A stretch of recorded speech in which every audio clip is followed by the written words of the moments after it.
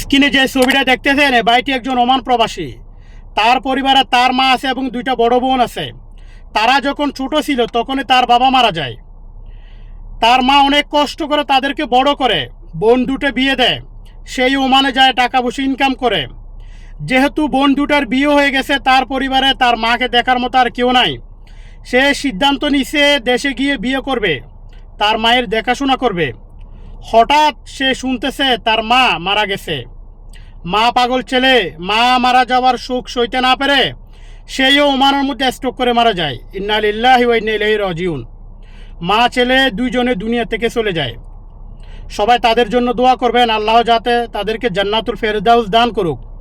যারা মা পাগল সন্তানরা আছেন সবাই মায়ের জন্য দোয়া করবেন, এবং যারা প্রবাসী আছেন প্রবাসীদের জন্য দোয়া করবেন।